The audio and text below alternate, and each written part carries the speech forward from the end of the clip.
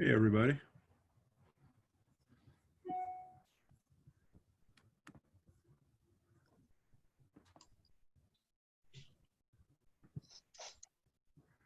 Good morning. Good morning. Good morning, everybody. Hi. I started the wrong Zoom meeting by accident. Oh, that's where you were. I was in the wrong Zoom room. I'm like, where is everybody? And I'm like, wait a second. As a Zoom meeting, That's the first sign of old age, Rabbi. a few others, but the Zoom meeting that was just for me, that's where I was in a Zoom meeting. It wasn't even another Zoom meeting. It was a Zoom meeting that I created by accident. Where I joined a meeting that didn't exist. it was just a. You've got rid of the halo, but now there's this very distracting light pattern over your chin. Oh no, I'm going to work on that too. Okay. For some reason this morning there's so much bright. Look, you can't complain about the light, but when there's sun, it's raining. It's raining in some places right now, so I got to get this away from. I wish it were raining. I love it. I don't like it raining in the summer, Judith. That's something that if you're raised on the East Coast, you can deal with. I can't deal with that. Oh, we got the rain in Sedona almost every day in July and August. Yeah, it's the afternoon thunderstorms. Yeah. It smells good and it releases the humidity for like 10 minutes. I've seen it drop from 105 down to 85 in 10 minutes. Yeah. You know what's even better? Not having that humidity to start with. That's what that's my motto.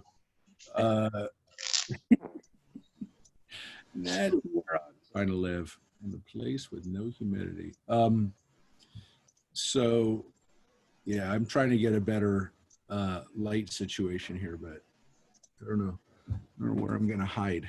Flip the blinds up. Flip the blinds. It's not coming through the blind. It's coming through from the area above the blinds, which is not covered with a blind. So That's better. a little bit, yeah. It's a little bit better. And let me make sure I'm getting everybody on, and we're going to get ready to go on to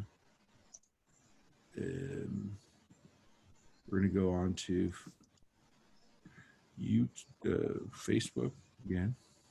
Going on the wrong thing. And yeah, because we're going to be reading about sex this morning. Sex. I didn't say that yet on YouTube, on Facebook, but it's going to be sex in the workplace. Now my wife just said she wants to listen to this. Really? So I'm going to say sexual harassment in the workplace. That is the title of today's class. I never put a title on it, but it is kind of weird that is what this is about. It is about this is the first case of sexual harassment in the workplace. And isn't it ironic that it's a woman against a man? That's kind of interesting about the Bible, is it likes to turn stories kind of sometimes on their heads, or not give us the most obvious example of things that are real and that are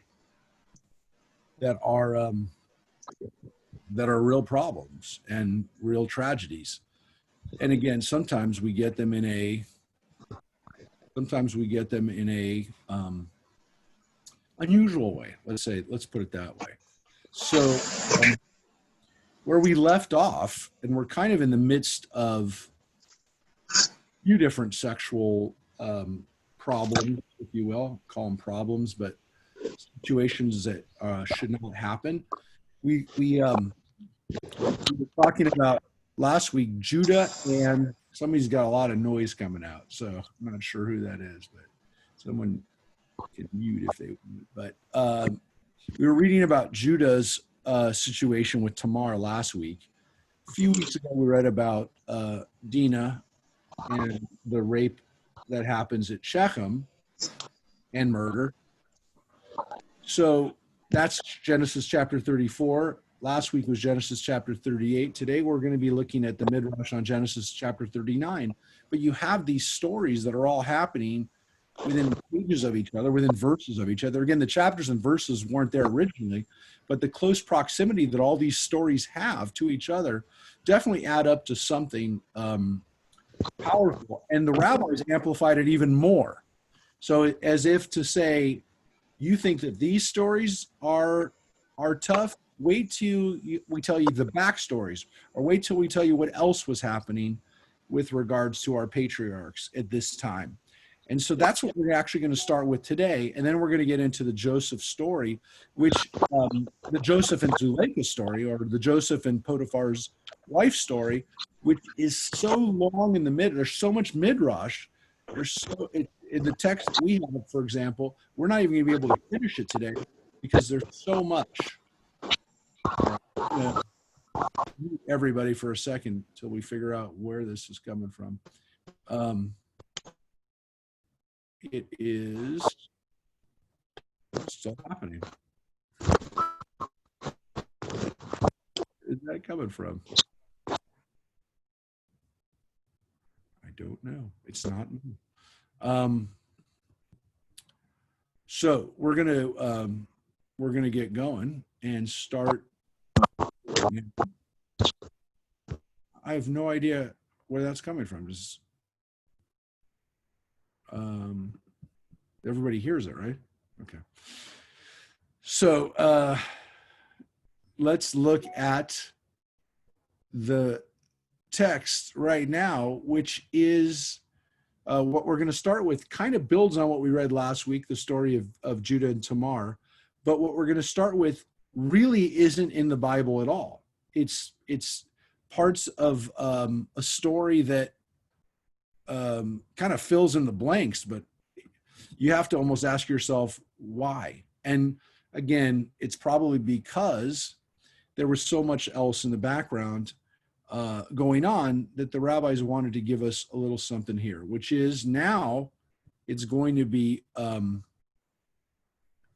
about Judah's brothers and what was going on with them. So if we learned about Judah and Tamar in the Torah, there's kind of this question, well, what about the other brothers? Who were they married to? Who was Simon and Reuben and Naphtali? Who were the other brothers married to? With the exception of Joseph, who we know is at this point has been sold into slavery. And we don't know anything else about him other than he's a slave and that Benjamin is too young. But the other brothers are all marriageable age and should be starting their lives. And this is what we're going to be reading. So let us continue with now a story that, again, you could say is based on Genesis chapter 38, Judah and Tamar, but it's going to go into some area before we get to the Joseph story. So it's not there. It's the part of the Bible, and actually just let me show you real quick why it's not there. If you look at Genesis chapter 38, the last thing we read that we follow in Torah is it says that the two sons of Tamar, we read about Peretz and Zerach are born. They're twins. They come out kind of like a Jacob and Esau story. They come out, one gets tied, a string tied to them that they're first and comes back in. He goes back in and the other one comes out. It's a weird story, a little bit like the Jacob birth story. But the next line in what again is chapter 39, Joseph is taken down to Egypt. A certain Egyptian Potiphar, a courtier of Pharaoh, and his chief steward bought him from the Ishmaelites who had brought him there. So it kind of skipped back to chapter 37. But that's it. There's nothing else there. So let's take a look at now the Midrash on this. So Rosemary, would you like to start with the wives of the sons of Jacob? So that tells you what we're reading about. Judah was the first of the sons of Jacob to enter wedlock. After the sale of Joseph to the Midianites, his brothers had said to Judah, "If conditions were as before, our father would provide wives for us now. As it is, he's entirely absorbed by his grief for Joseph, and we must look about for wives ourselves. You are our chief, and you should marry first." So why do they have to get married, or why does this story happen to some extent? Because Jacob is in grief, he's in mourning, and that's what kind of prompts, again, according to the Midrash, that's what prompts now them to say, hey, look, we're supposed to get married. We'd be getting married now, but Jacob can't figure out what to do, so we better take matters into our own hands. So tied back to the Joseph sale again here, with Jacob's just not in the right frame of mind.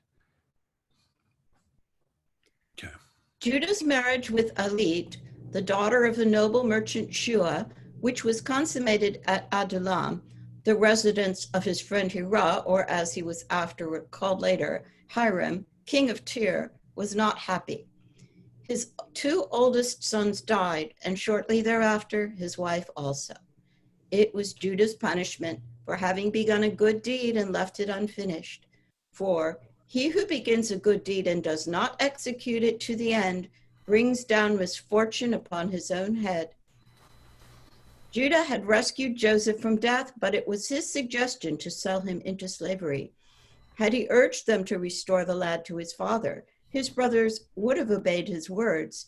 He was lacking in constancy to persist until he had completed the work of Joseph's deliverance, which he had begun. So the rabbis just threw something out there, explanation for what's wrong with Judah. What's wrong with Judah? He tried to do the right thing. He tried to save his brother, but of course he didn't really do it. He wound up selling him to into slavery. So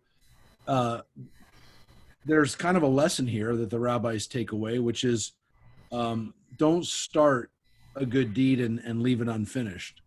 And what happens is you end up causing problems. And it's an interesting kind of lesson, because like you could argue, isn't it better to try to do something good? And the rabbis are pointing out a reality here. This lesson teaches us a reality, which is sometimes you actually make the situation worse by intervening and then not finishing it. And you know, we can argue whether that's fair or not, but it is true. There are a lot of people who have good intentions, and sometimes, I mean, they really fulfill their good intention and it doesn't turn out right. But a lot of times it's just because we didn't execute it fully, and we create a whole nother set of circumstances that's worse than even if we hadn't acted. So this is kind of a lesson here, which the rabbis take away from this story of Judah kind of doing the right thing, but not really doing the right thing. And then they also do something else here at the beginning, which is they want to bring in other characters from the Bible that we don't really know much about. Now, we do hear of this guy named Hirah during the story of Judah. Hirah is kind of similar to the name Hiram, who is the king of Tyre, who is the king of this kingdom in Lebanon, Phoenician city in Lebanon. And according to the Bible, Hiram is the one who provides wood to Solomon to build the temple. And so Lebanon is known for its cedar wood. It's known for its great wood. And so first, again, the reason that the rabbis don't like people not to have a backstory, they create this backstory for Hiram. Is it the same Hiram and Solomon? Maybe, which means he has an very extended lifespan, or maybe it's Hiram's father or Hiram's grandfather. But the reality is that this idea that he's connected to the king of Tyre is an interesting one, because there's really no need to go that way in the Bible, but they don't like people not having a backstory and having these kind of loose ends and not knowing where people come from. So that's why we have the story of the king of Tyre, and he's being brought into the story too. So the Midrash is always connecting things, and in some cases it's connecting stories that are really, really far apart, and in some cases it's connecting stories that are a little closer by, but at the same time they want to bring connections together, and that this is an example. In this story, the daughter of Shua is actually given a name Alit, which is interesting because, as we said before, the irony is that her name is Bat Shua, which is very similar to Bat Sheva. So here, they don't want to call her Bat Sheva. They actually give Bat Shua, they give her a name, Alit. So that's another thing that the Bible oftentimes does not give names to women in the Bible. The Midrash does. We're going to see another really famous example of that coming up today, of a woman who's named in the Bible who doesn't have a name. People like Noah's wife, who's just called Noah's wife in the Bible. The Midrash oftentimes provides names for these people, and sometimes, again, backstories for them. All right, so let's continue, because now it's going to get back into connecting it to Joseph even more. In the same year, the year of Joseph's misfortune, all his other brothers married too. Reuben's wife was named Elioram, the daughter of the Canaanite Uzi of Timnah. Simon married his sister Dinah first, and then a second wife. When Simon and Levi massacred the men of Shechem, Dinah refused to leave the city and follow her brothers, saying, "Where shall I carry my shame?" But Simon swore he would marry her, as he did later, and when she died in Egypt, he took her body to the Holy Land and buried it there. Dinah bore her brother a son, and from her union with Shechem, the son of Hamor, sprang a daughter, Asenath by name, afterward the wife of Joseph. When this daughter was born to Dinah, her brothers, the sons of Jacob, wanted to kill her, that the finger of men might not point at the fruit of sin in their father's house. But Jacob took a piece of tin, inscribed the holy name upon it, and bound it about the neck of the girl, and he put her under a thorn bush and abandoned her there. Oh dear. Wow. Oh, we'll come back to this in a second. Yeah. An angel carried the babe down to Egypt, where Potiphar adopted her as his child, for his wife was barren. Years thereafter, when Joseph traveled through the land as viceroy, the maidens threw gifts at him to make him turn his eyes in their direction and give them the opportunity of gazing upon his beauty.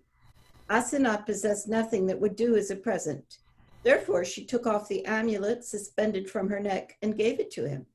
Thus Joseph became acquainted with her lineage, and he married her, seeing that she was not an Egyptian, but one connected with the house of Jacob through her mother. Okay, so let's just take a second to take in this Midrash on Dinah. This is, there's a lot of strange stuff going on here. There's no question about it.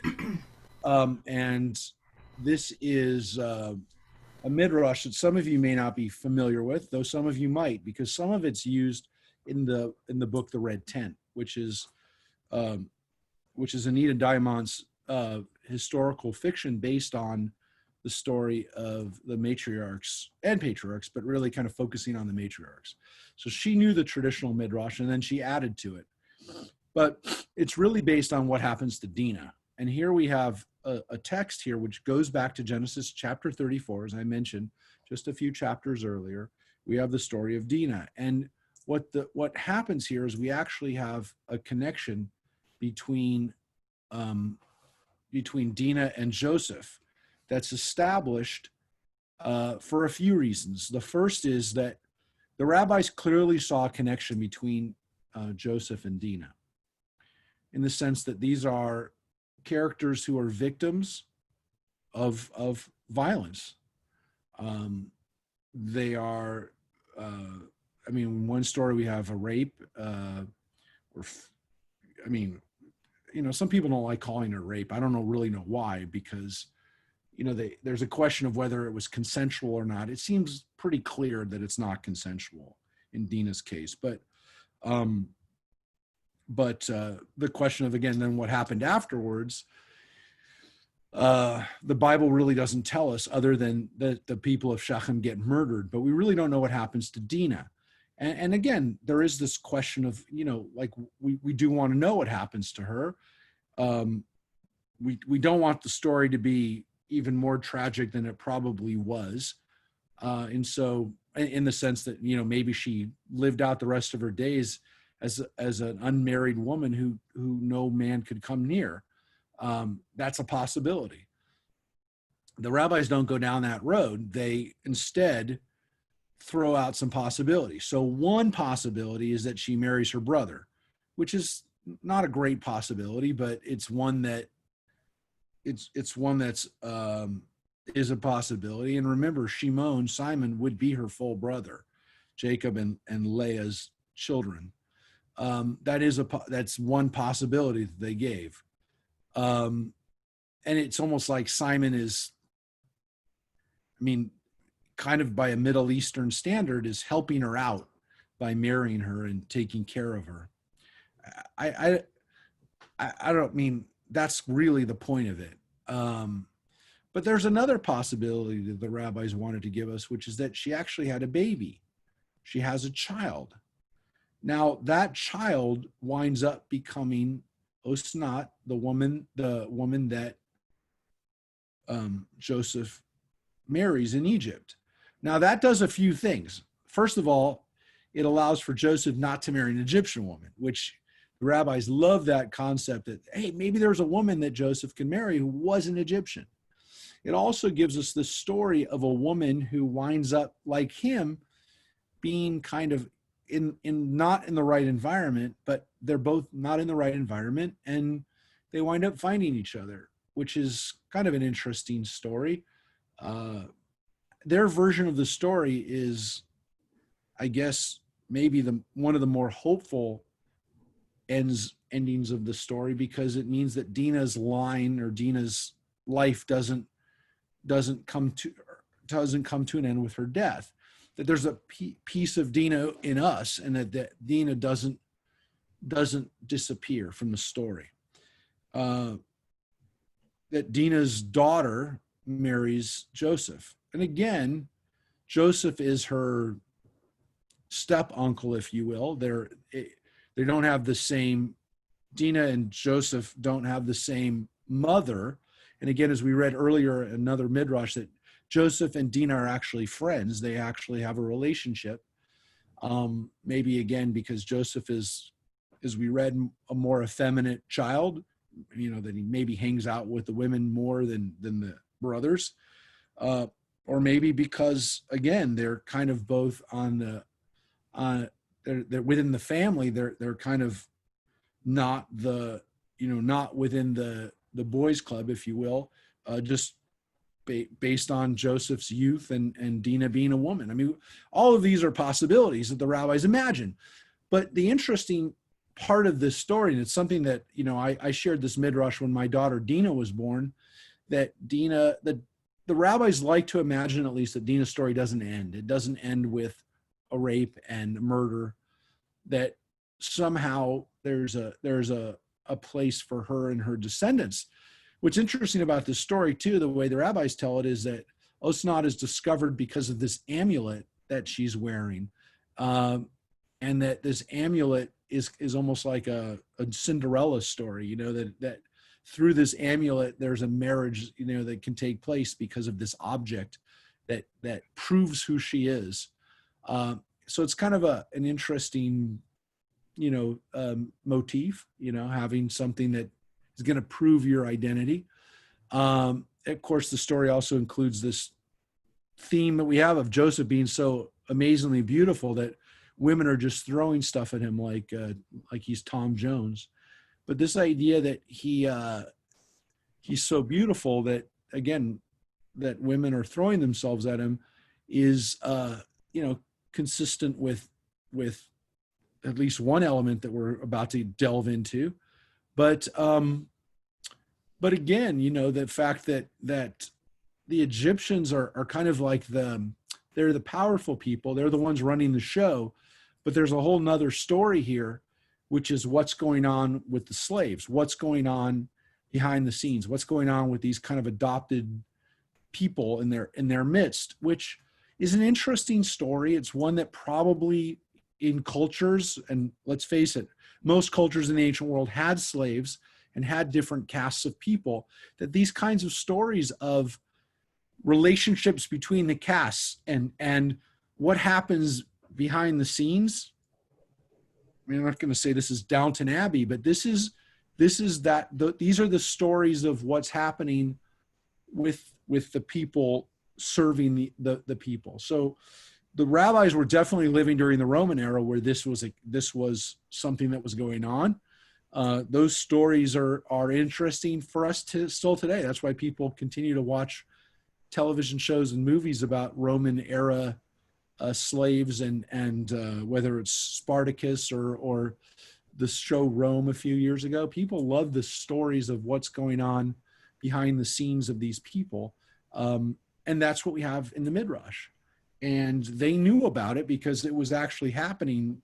The Roman stuff was contemporary with when they're writing this.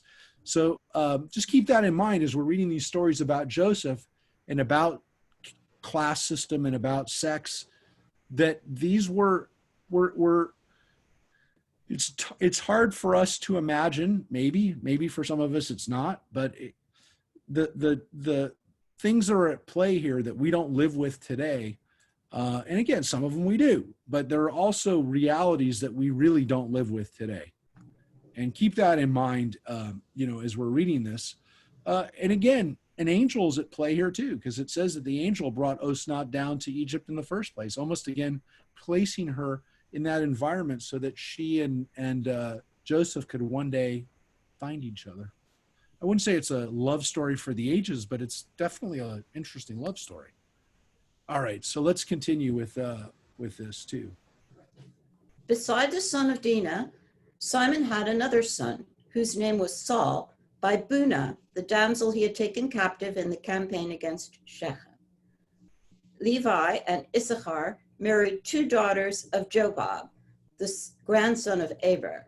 The wife of the former was named Adinah, the wife of the latter Arida.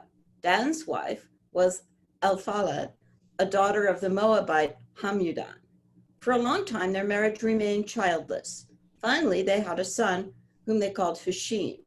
Gad and Naphtali married women from Haran, two sisters, daughters of Amram, a grandson of Nahor.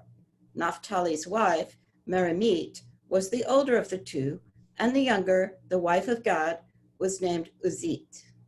Yeah, so what they're telling us is that all these guys, all these brothers, the other 12 sons, they are doing their best to marry people that are at least from Abraham's family. They're not marrying Canaanite women. And so they're doing their best.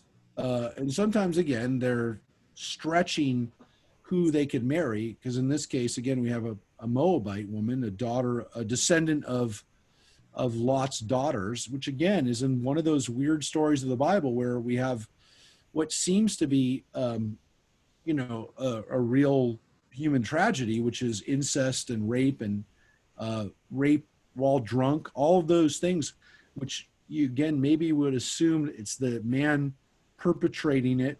Where's the woman perpetrating it? So these stories that the Bible, not the Midrash, the Bible puts on its head. These stories, again, the rabbis draw on for the Midrash to explain who would Jacob's kids marry. I mean, there's 12 of them. That's that's more than 7 brides for 7 brothers. That's a lot of brides for a lot of guys. And so this is, again, none of this is in the Torah. But again, the rabbis were concerned. Who would these people marry? These are our ancestors. So who did they marry? Asher's first wife was Adon, the daughter of Ephlal, a grandson of Ishmael. She died childless, and he married a second wife, Hadorah, a daughter of Abimael, the grandson of Shem. She had been married before, her first husband having been Malchiel, also a grandson of Shem. And the issue of this first marriage was a daughter, Sarah by name. When Asher brought his wife to Canaan, the 3-year-old orphan Sarah came with them. She was raised in the house of Jacob, and she walked in the way of pious children, and God gave her beauty, wisdom, and sagacity.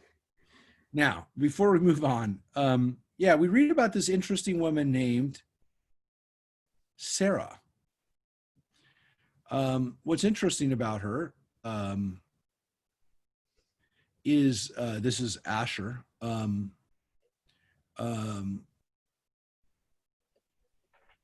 This is an interesting woman because according to tradition, this woman, Sarah, is going to come back is going to make other appearances in the Midrash in that sense that she is alive when the Israelites leave Egypt, which means she's hundreds of years old. And so there's this kind of backstory about her because something must have been unusual about her. There must have been something very special about her, that she was the one person who merits such a long life in Egypt, that she winds up being the only one who's a link from that generation to the next. Now, again, whether it was hundreds of years or 4 generations, she'd be a very much older woman, let's put it that way. And so the rabbis kind of introduce us to her in an even more kind of interesting, magical, mystical way, that she is, that she's a daughter, a descendant, not just of the Jacob family, but of Shem, that she's actually part of the kind of special lineage that goes back even to Noah. And that she's, again, she's a woman that is kind of like a link to tradition. She's the one who knows things. She's the one who is she's the repository of knowledge and the real ways. And what's interesting, of course, is that, this role is given to a woman. That she's the one who, she's the one who is the link, if you will. So that's what's so cool about Sarah. So she is mentioned. She is mentioned in the Bible, and the fact that she's mentioned, or that there is a Sarah mentioned, is enough to kind of give us this this wondrous woman. And I will tell you, she is connected to Joseph in a special way, because one of the things we read about later in the Midrash, and I'm not ruining the story at all by telling you this, that when Joseph is returned back to Egypt, to Israel, after many, many centuries or many generations, when the Jews finally leave with Moses, it's Sarah who tells the people where Joseph's bones are. So she's the one who's able to say, this is where Joseph's buried, and fulfill that promise made to Joseph to bring him back. So Sarah is a really interesting lady. She's, kind of also been reappropriated and reintroduced to people, if you will, in feminist circles as kind of the example of holy women and women filled with knowledge. And so it's really cool to have this woman, Sarah, in our midst. So again, a woman who is named in the Bible, but in the case of what we have, not enough. So let's continue with the other wives. Zebulun's wife was Marashah, the daughter of Molad, a grandson of Midian, the son of Abraham by Keturah. Yeah, well, so Abraham, as we knew, had another wife, Keturah. Maybe she was Hagar. There's a midrash that it's the same lady. But the more obvious answer is that Abraham took another wife after Sarah died, and he had kids with her. The Bible tells us that. That is in the Bible. Keturah is this woman that Midian and these other sons, Midan, these sons of Abraham through Keturah. Now, Abraham took another wife. Let's read. For Benjamin, when he was but 10 years old, Jacob took Maliah to wife, the daughter of Aram, the grandson of Terah, and she bore him 5 sons. At the age of 18, he married a second wife, Arbat, the daughter of Zimran, a son of Abraham by Keturah, and by her also he had 5 sons. Yeah. All right. So we have a midrash here that there aren't necessarily just 12 sons of Jacob, but 22 sons of Jacob. That's pretty wild. It, first of all, is wild because it has this, it gives us a story of people we don't read about in the Bible, but the rabbis imagine or have this idea that Jacob continues to be fruitful and multiplies. Wait a minute, I thought it sounds like this is Benjamin having these children, not Jacob. No. Nope. Oh. It says for Benjamin, Jacob took Maleah to wife, and she... No. You know what? You could be right, Rosemary, because it says he's only 10, but I don't think he had kids. I don't think he had kids yet. You know what, though? You might be right, though, about it, because there is a midrash that Jacob has kids, that Jacob had more kids afterwards. But Rabbi, it says he was 18, so it has to be Benjamin when he was 18. Yeah, so it has to be Benjamin. The first 5. Hold it 1 second. I think. I'm checking out Benjamin's stories. Yeah, the issue is that Benjamin. It doesn't say who. Doesn't say when Benjamin has children. So this story, this part of the midrash, is actually not in. It's not in the midrash. This is actually in the Book of Jubilees. So the Book of Jubilees, which is not necessarily midrash, but it is apocrypha, gives us the story that Benjamin has children. So it is, you're right, Rosemary, that when it says it takes 10, he has 10 kids, it is Benjamin, not Jacob. So the question of how many more kids Jacob has, I think there's in the midrash that Jacob actually has 12 more sons with other women, and it may be 2 other sisters, if I recall. So this is, I'm trying to find out when Jacob had those other wives, but again, I mean, obviously it's after his wives are dead. Now, because according to the Midrash, what we've already read, Jacob's wives are all dead by this point. And what we read was kind of strange, which is that they are killed by the grief of losing Joseph.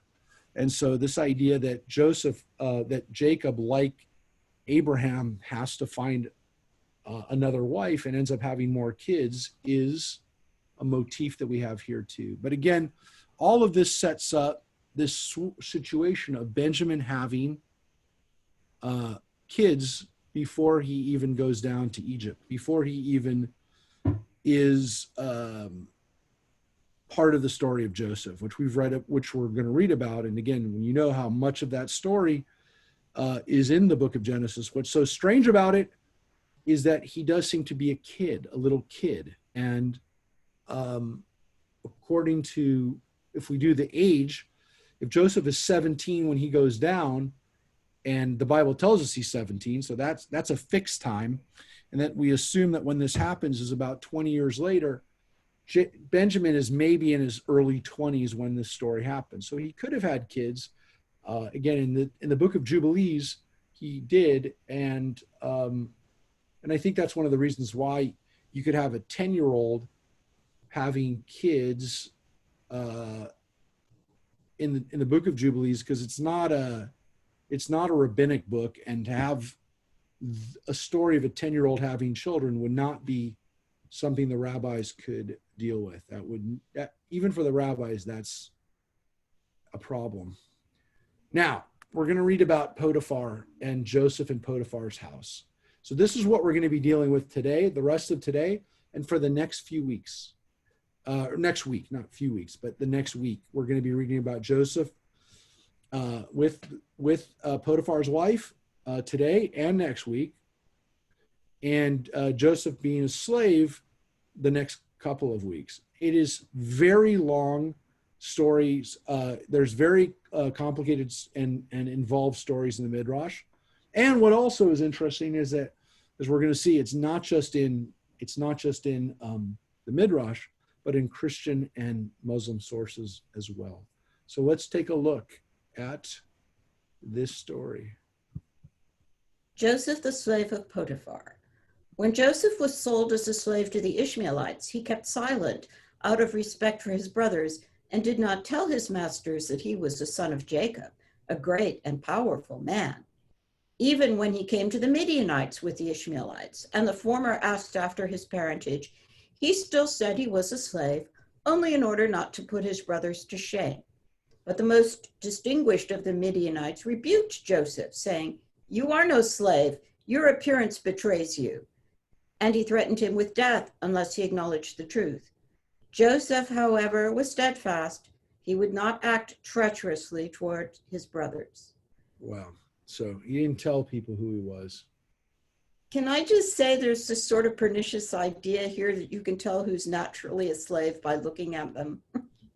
Well, yeah, but I've seen that in other places, and I think we're still dealing with the aftermath of that idea. yeah, but I think there is an interesting, what's interesting here is it's not a racial profile on this stuff. Mm-hmm. It's most likely looking at Joseph and seeing his hands and seeing the fact that it doesn't look like this guy's ever worked a day in his life, which would kind of be consistent with this idea that Joseph is so coddled and is so pampered by his father that while the brothers are out there working, he's out walking around with his, which we said before, this idea that he had this special coat. Some people have that it's a colorful coat. Some people have it's a decorated coat. So we also read it's possible that it's a long coat. And why is it a long coat? Because it covers his hands, because he doesn't need to use his hands. He never should have to lift his hands and use his hands himself. So this kind of goes along, we said, with kind of the Chinese emperors who you never saw their hands because they never should need to use their hands. Mm-hmm. This is the possibility, he's looking at his perfectly uncalloused hands and beautiful hands and say, you never did a day's work in your life. And he just carries himself as somebody who doesn't appear to have ever been somebody who got ordered around at all. On the contrary, is the kind of person who expects things to be done for him.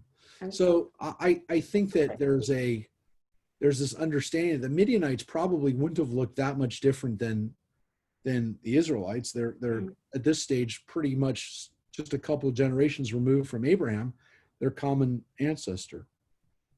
Do the rabbis imagine the Midianites have, kind of entered a different stage of existence already? Maybe, because they definitely seem to be commercial traders. But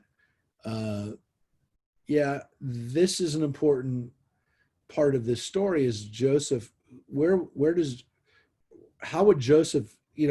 His descent into slavery is so fast, and it raises questions. So here's part of the problem with not knowing where he comes from.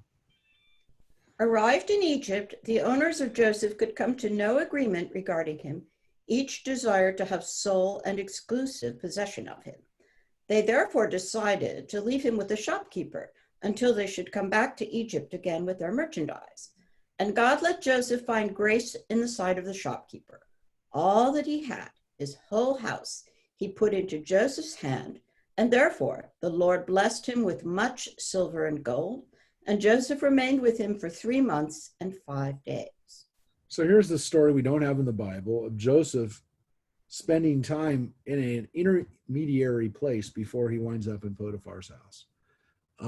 Why? Because, again, they can't figure out, the Ishmaelites, the Midianites, the people, whoever's dealing with him. And again, it seems like both groups were introduced here and into the Bible, through the Bible, and they're both mentioned, that there's a debate on what to do with them and how best to deal with them. So he's kept in an intermediate place where he winds up being a good luck charm there. So he has one boss, one owner before even Potiphar.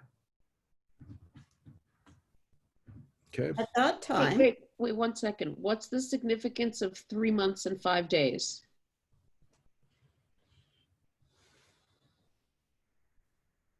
I don't know. It's 100 days. It's 100 days. I think it's 100 days. I'm not sure if there's something more than 3 months to 5 days, but it's not in the Bible. This whole intermediate time isn't there, which, you know, it's setting up that Joseph actually has a series of masters, which we know he does. He has Potiphar, and then he winds up as a slave, as a assistant in the jail.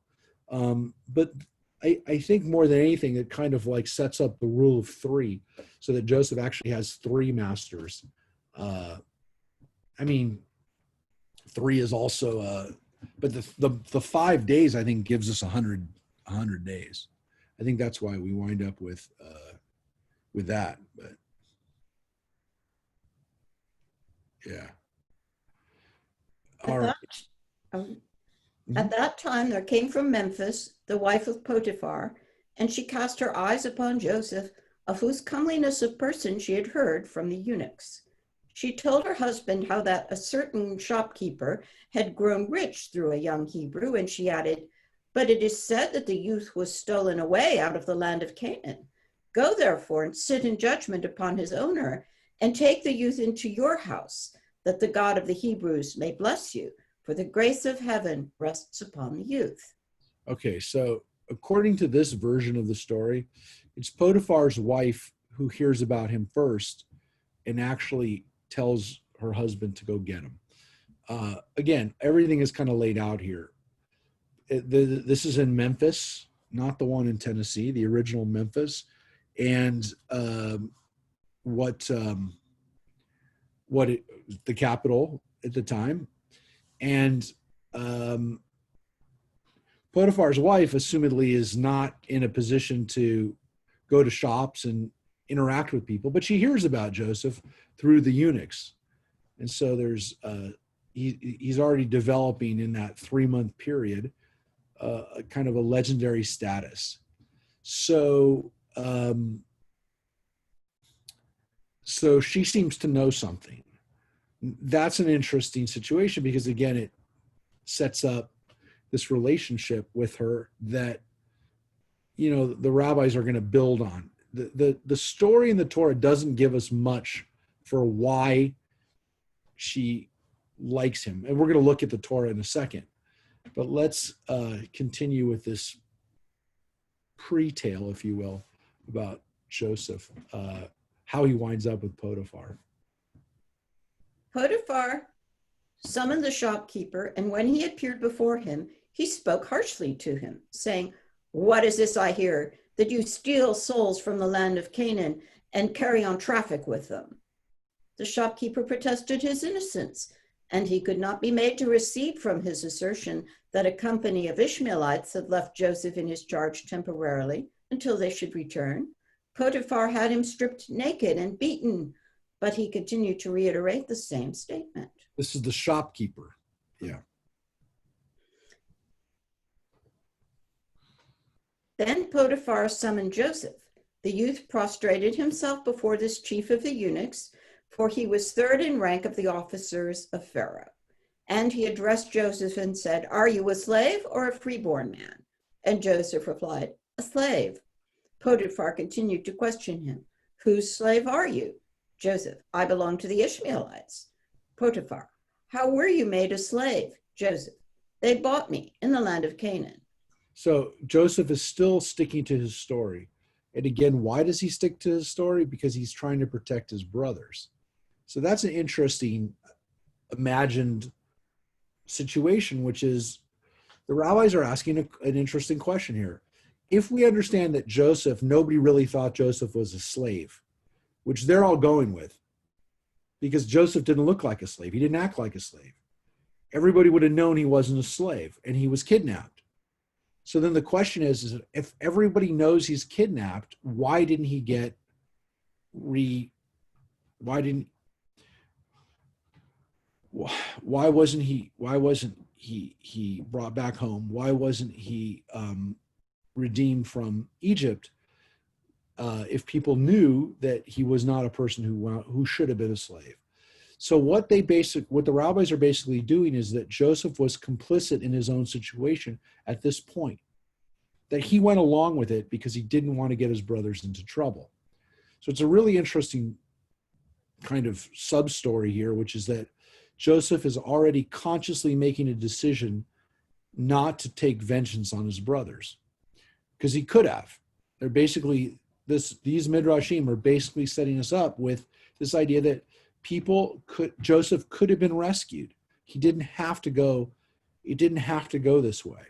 So whether or not Joseph kind of knew that he had this role to play, that he went along with it, which we've also been introduced to already, that Joseph kind of knew that this is what had to happen, or he didn't want to hurt his brothers, all of these are at play and possibilities when it comes to how did Joseph go, if everybody knew Joseph wasn't a slave, how did this continue? So, here he basically says, no, I'm a slave. But Potiphar refused to give credence to what he said, and he had also him stripped and beaten. And that's Joseph. Mm-hmm. The wife of Potiphar, standing by the door, saw how Joseph was abused, and she sent word to her husband, "Your verdict is unjust, for you punish the freeborn youth that was stolen away from his place, as though he were the one that had committed a crime." As Joseph... And by the way, this story setting up the fact that Potiphar's wife is watching this as he's stripped naked and beaten is that's an image that you're meant to be left with of what does this do to a woman who we know, the rabbis know is attracted to him. So it's a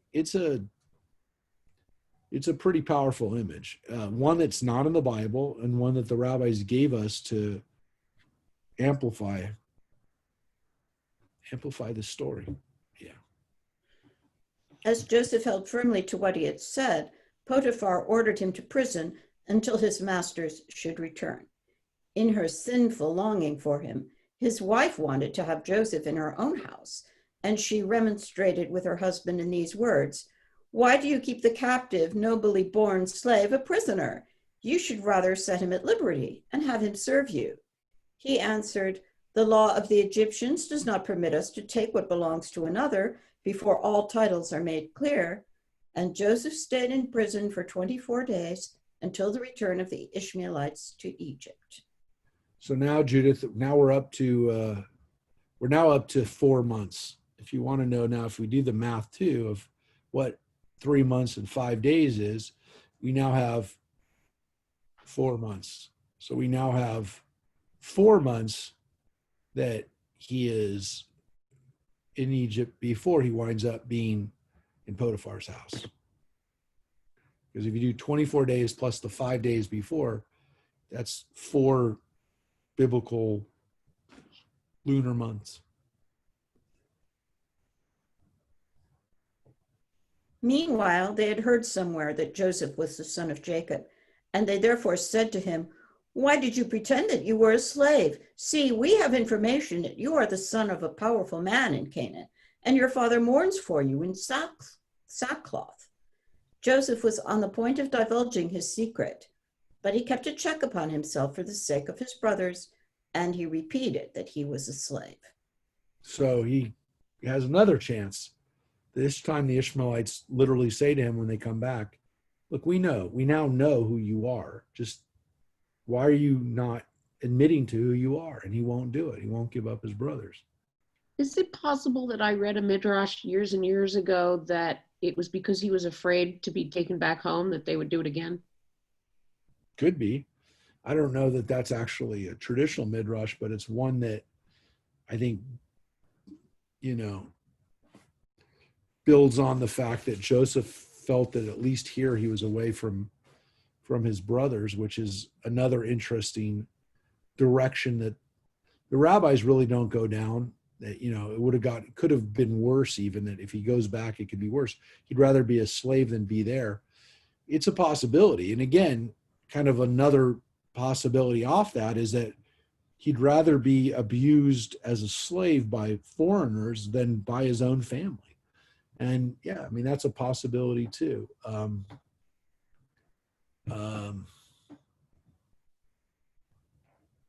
Yeah, it is, in this version of it, it makes Joseph more heroic in the sense that he is trying to, what he does to protect his brothers. So that's another possibility. But then again, it gets to back to the Ishmaelites. They just want him off. They want him off their books. They don't want to. They don't want to be connected with us anymore. And guess what? They were right to want to get him off the books. But guess what? They don't get him off the books because thousands of years later, we still read about the Ishmaelites being involved in this transaction. So it didn't work. They're still the people who did this. And it is interesting because, as we're going to read, Joseph does have a role to play in the Quran, and the descendants of the Ishmaelites do continue as the Arab people. And we have a interesting connection here between Joseph and the Ishmaelites. Joseph is the most written about patriarch in the Quran, with the exception of Abraham. There is a lot of pages about Joseph, a whole surah, as a matter of fact, about Joseph, 111 verse surah, which is a fairly long surah. The Quran is organized by length, not by chronology. And so this surah on Joseph, just about Joseph, is 111 verses. It's a pretty long chapter, pretty long surah on Joseph. So the Arabs and Muslims later on, the Muslim people and their holy books are fascinated with Joseph. And it may have been because they read the Midrash, they read the Bible, and they definitely knew the Midrash, that Joseph had to be an important connection to them because they're mentioned in the story, but not obviously in a positive way. But again, this is part of Joseph's story and what we have still. Yeah. Nevertheless, the Ishmaelites decided to sell him, that he be not found in their hands, for they feared the revenge of Jacob, who, they knew, was in high favor with the Lord and with men. The shopkeeper begged the Ishmaelites to rescue him from the legal prosecution of Potiphar and clear him of the suspicion of man theft. The Ishmaelites, in turn, had a conference with Joseph and bade him testify before Potiphar that they had bought him for money. He did so, and then the chief of the eunuchs liberated him from prison and dismissed all parties concerned. All right. So let's talk a little bit about what's going on here with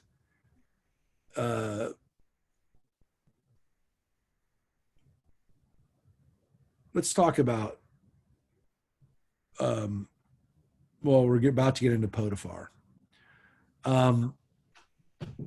You just read a couple times that Potiphar is a eunuch. Why? Instead of a eunuch, he's They're trying to give his wife a motive for trying to have relations with Joseph. Sounds to me.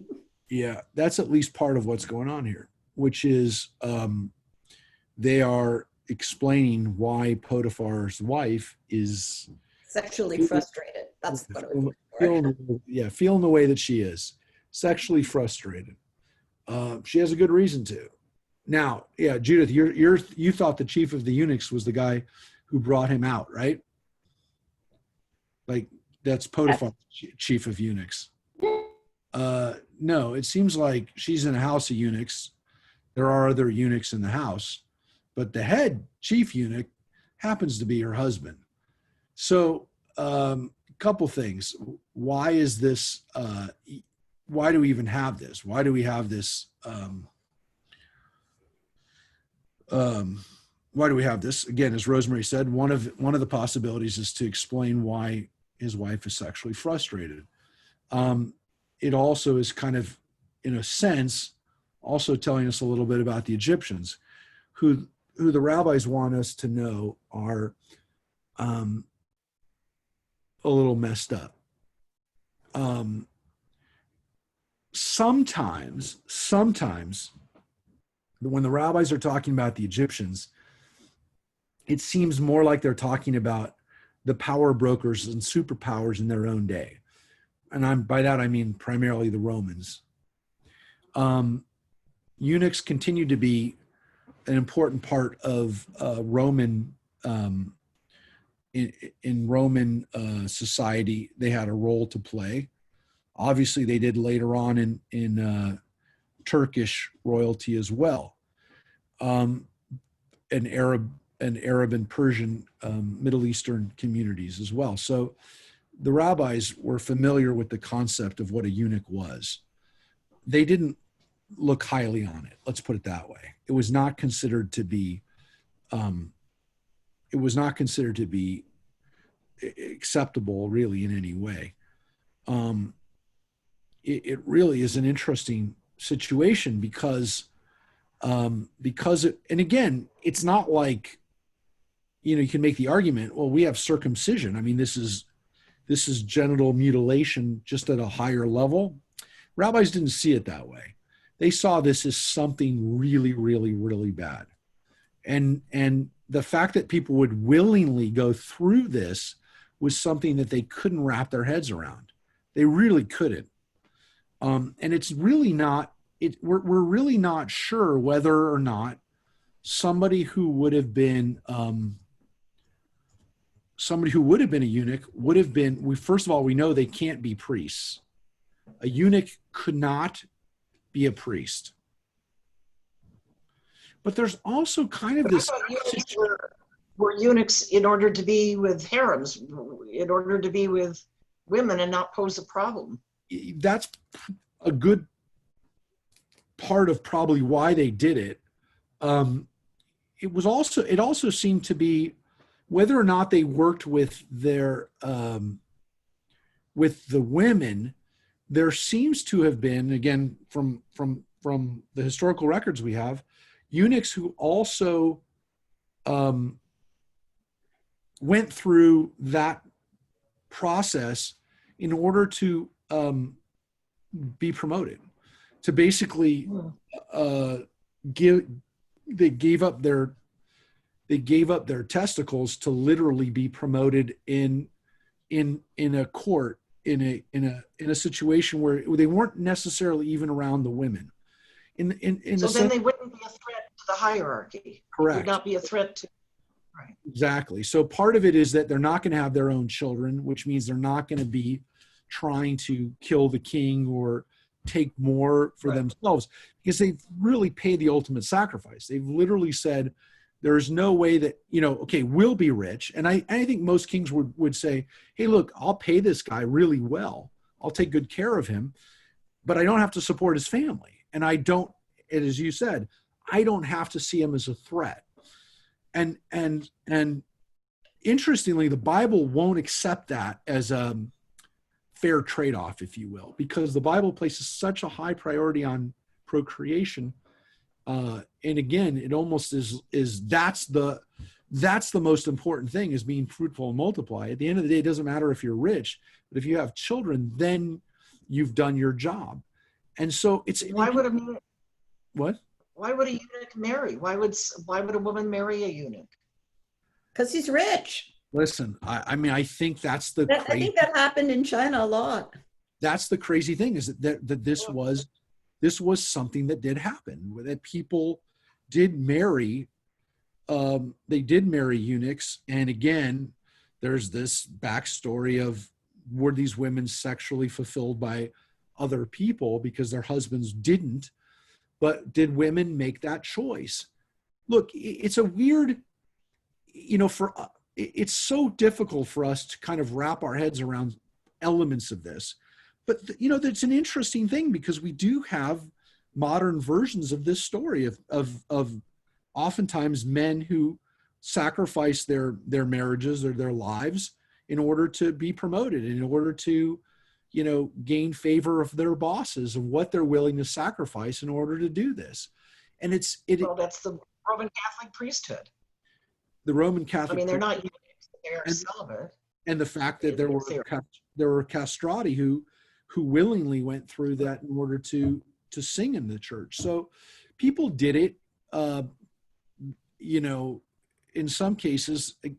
Again, it's so different to kind of our sensibilities, but you know, I think we do have modern versions of it. It's interesting because as the rabbis probably around this time that they're writing this, I mean, we have a Christian version of the story. In the book of Acts, we have a story of this gentleman Philip, an Ethiopian eunuch, who is a eunuch not of a harem. I mean, the way the Christian Bible gives it to us, it says that he's a court official. You know, he Yes. works for the Ethiopians, he works for the queen, and he's in charge of her treasure. It doesn't say, I mean, I guess you could extrapolate that he's in charge of her people, but it's a woman he's working for. So in this case, it's not even like he's sleeping with her. I mean, she has a husband, but that's not the point. The point is that this is a eunuch who clearly is a eunuch for the royalty, right? And so what's interesting about the story is that when he encounters, you know, when he encounters an angel and basically is brought into the followers of Jesus, the issue is that like he knows the Bible. Like he's a person who's been studying, he's been learning. He's one of these God-fearers. He's one of these people who knows Judaism. He knows the Torah, but he's torn, literally physically torn, and he's emotionally torn because he's under the impression he can't become a Jew. And it's through Jesus and through his connection now to the new scriptures and through the new way that he's able to be able to enter the covenant, if you will. He's able to become a Christian or a follower of Jesus, and he's one of these stories of the least likely person to be able to do it. So, you know, eunuchs. The rabbis were very familiar with eunuchs. They knew that they were there. There is this discomfort with this physically, with what they would go through in order to be that. And again, this idea that Potiphar is a eunuch is one that fascinated them, and they build on it. This isn't the end of Potiphar as a eunuch, and therefore this gives us a really good reason for why his wife is sexually frustrated. That's not the end of the story, as you're going to see. Because again, a lot of it, we don't get the full context of it, but you'll get enough of the context to see that this is going to be further complicated. So again, Ishmaelites, get out of the story. We don't want to be part of this anymore. Here's Joseph. Let's move on here. All right. With the permission of her husband, Potiphar's wife sent a eunuch to the Ishmaelites, bidding him to buy Joseph, but he returned and reported that they demanded an exorbitant price for the slave. She dispatched a second eunuch, charging him to conclude the bargain, and though they asked 1 mina of gold or even 2, he was not to be sparing of money. He was to be sure to buy the slave and bring him to her. The eunuch gave the Ishmaelites 80 pieces of gold for Joseph, telling his mistress, however, that he had paid out 100 pieces. Joseph noticed the deception, but he kept silent, that the eunuch might not be put to shame. So here's a weird. Now he's covering up for this guy who's stealing from his boss. Exactly. Yeah. So Joseph's He's a good guy. just a good guy. He's, He sees all this horrible stuff going around and he doesn't rat anyone out. What's so amazing about this story? We already know he's a rat. The Bible told us he was. He ratted out his brothers constantly. So either his brothers were a different story, you know, that he wanted them to be better, or Joseph's learned that snitches get stitches. Conversion experience. Yep. And this is the possibilities that we have here. And that's why the rabbis find it so interesting that what would Joseph have done now? What would he do now that he's on the other end and now, not in power? So again, maybe being in power when he was in the home allowed him to kind of feel like he could do this kind of stuff. And maybe now, being in a position of power, he's got to keep his mouth shut about things that he sees, which is a really interesting idea, that people who have, who are taken care of, who are in a position of power, a position of wealth, it's easy to be ethical. It's easy to be high-minded when you're living in the lap of luxury, and that when you're out on the street, it may not be so easy to be as high-minded in principle. And it's an interesting question. It's an interesting dilemma that the rabbis throw out here in the Midrash, which is that Joseph is now covering for everybody. And again, not the most obvious stories. There's even this story of money that he's sold for. All right, so now, finally, all the stories, backstory to get him into the house of Potiphar. Thus, Joseph became the slave of the idolatrous priest, Potiphar, or Potipharah, as he was sometimes called. He had secured possession of the handsome youth for a lewd purpose, but the angel Gabriel mutilated him in such a manner that he could not accomplish it. His master soon had occasion to notice that Joseph was as pious as he was beautiful, for whenever he was occupied with his ministrations, he would whisper a prayer. O Lord of the world, you are my trust, you are my protection. Let me find grace and favor in your sight and in the sight of all that see me, and in the sight of my master Potiphar. When Potiphar noticed the movement of his lips, he said to Joseph, do you purpose to cast a spell on me? Nay, replied the youth, I am beseeching God to let me find favor in your eyes. Okay, so let's pause right here. First, a couple things. Here in this Midrash, we have Potiphar is the same as Potipharah. And Potipharah is an Egyptian priest whose daughter is Osnat, the one that ends up marrying Joseph. So here we have a conflation of two people. Was it originally supposed to be that way? It's possible. Potiphar is not an uncommon, would not have been an uncommon Egyptian name. It means he whom the god Ra has given. So it's probably a pretty common name. While the names are similar, they're not the same. Potiphar and Potipharah are not exactly the same. And it could be, again, that these are two different people. The rabbis also like to imagine that it's not just Potiphar's wife that is attracted to Joseph, that it's Potiphar himself. So how does Potiphar wind up being a eunuch? It's not maybe, and again, Potiphar is not a eunuch in the Torah. I just want to put that out there, that he's not a eunuch there. It is. But he's a eunuch and a priest here. Yes, because in the later Potipharah, the one that's Osnat's in Osnat's father, that there it says he's a priest of On. He's a priest in the Egyptian, in the Egyptian religion. So it's strange, that this is the guy who's mentioned.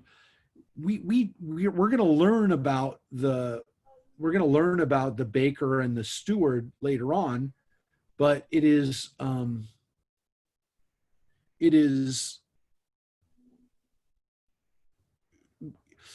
the background we learn about it of Egyptian society here is maybe already by the time of the rabbis difficult for them to understand, because the Egyptians by their time are already Greek Roman Egyptians. They're Cleopatra Egyptians, which are not necessarily really that connected to. Remember, Cleopatra was not Egyptian; she was Greek. She may have had some Egyptian blood, but that would have been by accident. She was mainly Greek, and the Egyptians might have had some other stuff going on that the rabbis really didn't understand the backstory of. By the time, again, 1,500 years after the story happens, that they just didn't understand the culture enough and what's going on here. But they did know what eunuchs did in their day. They did know what slaves did in their day, and they did imagine that Joseph was in a very precarious position, being a slave to very powerful people, and that he is essentially the position he's in from the moment he gets into that house is one where he could be sexually assaulted at any time by anybody. And that is something that they knew from their own experience. And it could be that, again, at that level, that is something that could have happened in the Egyptian experience before as well. But it definitely was the case in the Roman era. The fact that a male slave would have been used for sex is attested to in Roman sources, and is something that the rabbis have in their minds when they're telling their story of Joseph. So again, Joseph, like Daniel later on, or again, maybe when they're writing it, Daniel had already happened, they have stories of Daniel. I will tell you that these stories of Joseph being in this kind of precarious position, they are, I think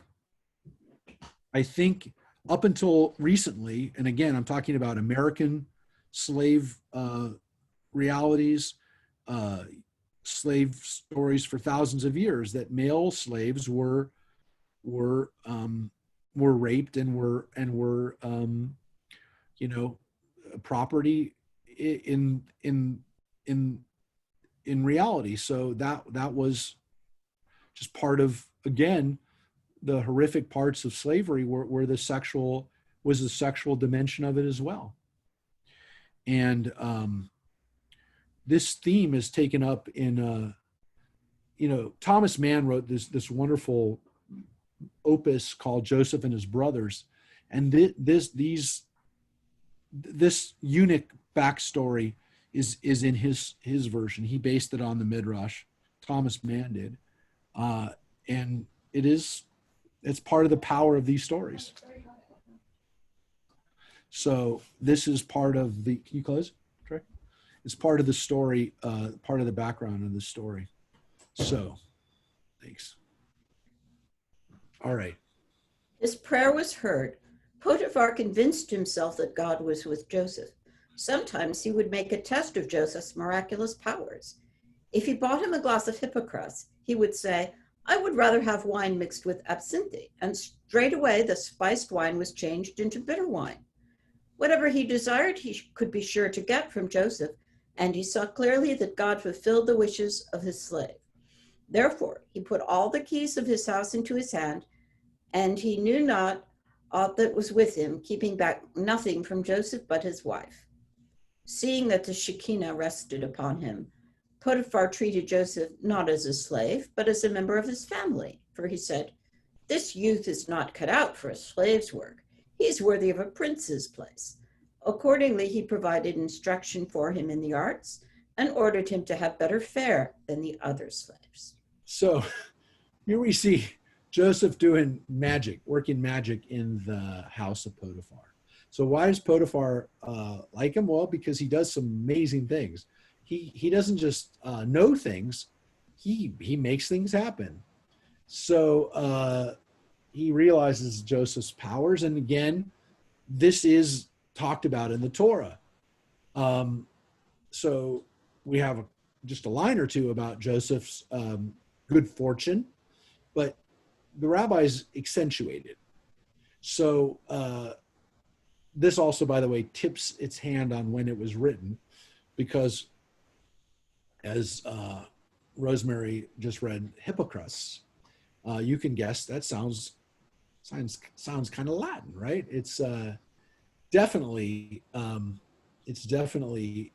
Roman era drink, and it is. Anybody know? Hippocras? You could figure it out. What? Hippocras? Anybody? Well, he turned it into absinthe, but Hippocras is a spiced wine. It's was a real popular Roman drink, taking wine as a base and then putting fruits and spices and stuff in it. It's sangria. So the Spanish were inspired by the Roman Hippocras. And so this was a very popular drink throughout the Middle Ages. And then kind of became super popular again in the last couple of years as sangria has definitely made a comeback. So it's interesting that he doesn't change water to wine like Jesus, but I don't know, in the scheme of miracles, which is the more amazing one. He invents sangria. No, he didn't. No, he had the sangria and he turned it into sangria turns into absinthe, which is even stronger. Yes. And both of them, by the way, are considered oftentimes aphrodisiacs, but you don't really want to. Both of them can mess you up, and so they liked the fact that Joseph did these magical things for Potiphar. So he wasn't just helpful around the house with giving him advice and sharing insight with him. He actually does magic. So he gives him the power. He says something interesting here. Therefore, he put all the keys of the house into his hand, and he knew nothing, kept nothing from him except for his wife. Yeah. And that sets us up for the Zuleika, for Potiphar's wife. So Joseph actually says this. I mean, the words that they just put, we're going to look at the Torah in a second because we're going to see what the Torah actually says about this story. But let's take a look. Joseph thanked God for his new and happy state. He prayed, "Blessed are you, O Lord, that you caused me to forget my father's house." Wow. Whoa. Let's wait there for 1 second, because he just said a blessing. Baruch atah Adonai, who's caused me to forget my father's house. That is crazy, because what it's basically saying is that Joseph was so accustomed to this new house that he didn't want to look back. At least in this version of the Midrash. See, and I read that as, thank you for putting me in such a great place. I'm no longer homesick. Right. Well, I'm not disputing. I mean, that could be that, but the fact is that he's now appreciative that he doesn't look back. That's pretty wild that the rabbis would say that, because they like Joseph. I mean, maybe they don't like Joseph as a kid, but Joseph by this point seems to be doing all the right things, and yet he cried himself to sleep. He was crying all the time, crying. But now I'm with Judith, But now I don't miss my father's house.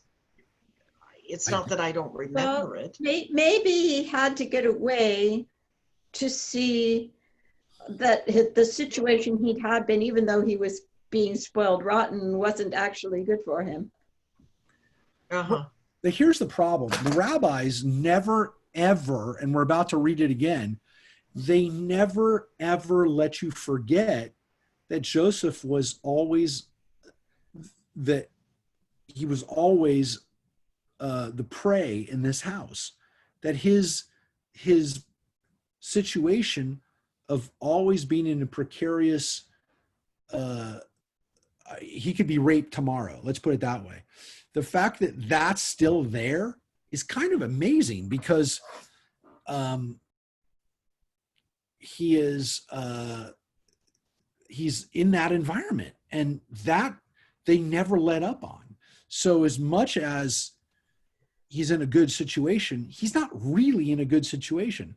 And so, I mean, again, this is just one version of the Midrash that he says that, but the fact that rabbis could have imagined that he was grateful that he was in a good, that he was in a happy state there, is pretty wild, because they also never let us forget that that is right around the corner.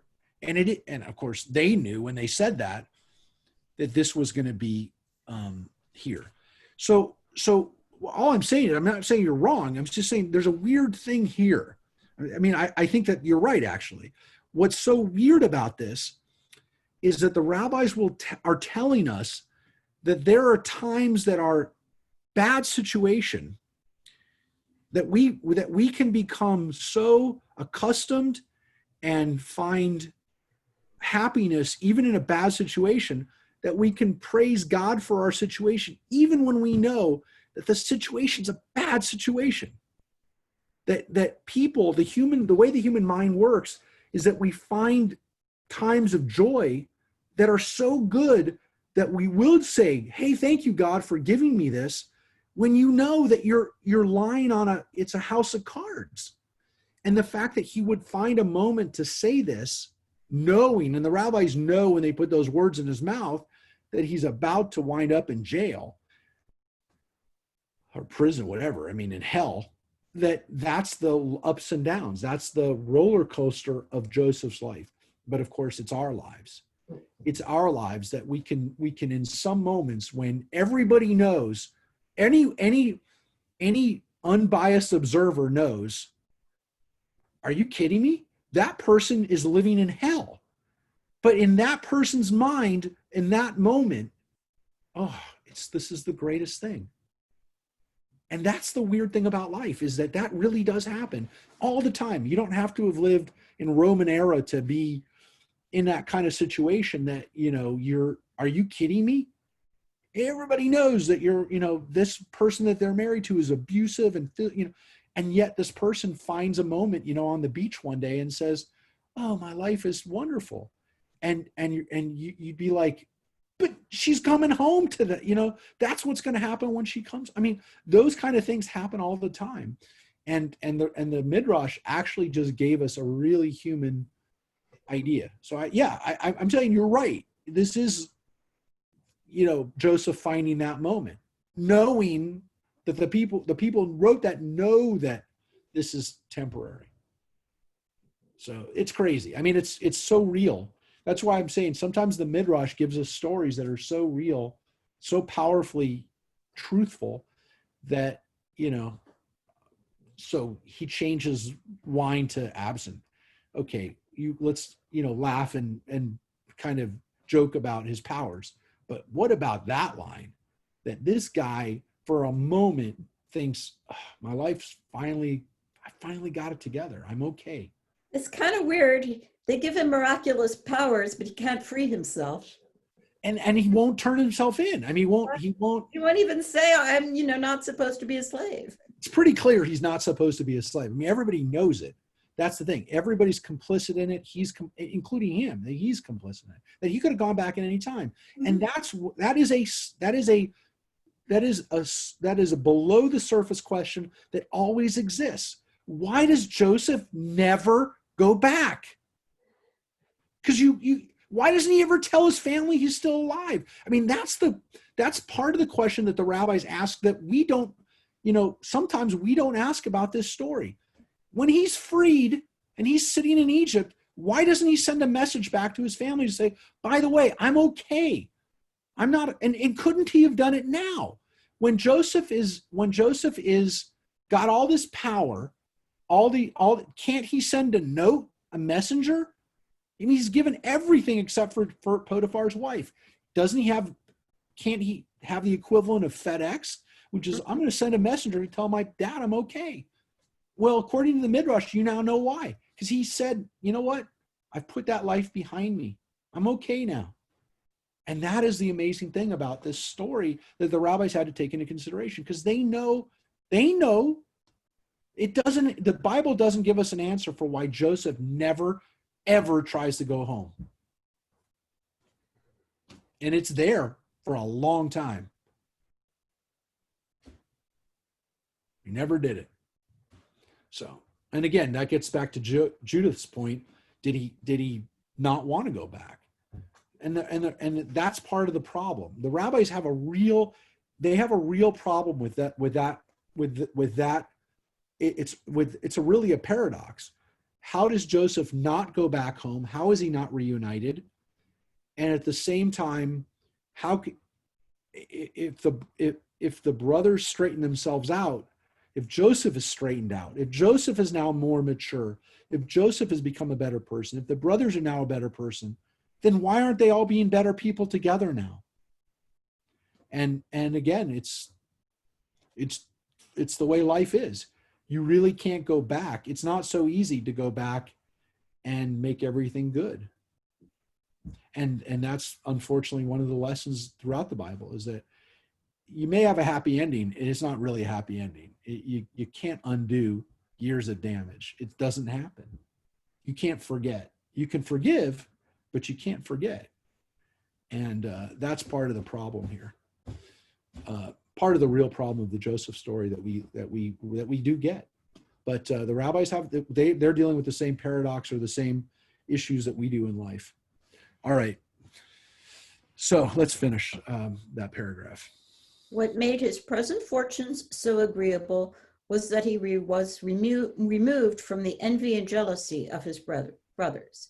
He said, "When I was in my father's house and he gave me something pretty, my brothers begrudged me the present. And now, O Lord, I thank you that I live amid plenty." Free from anxieties, he turned his attention to his external appearance. He painted his eyes, dressed his hair, and aimed to be elegant in his walk.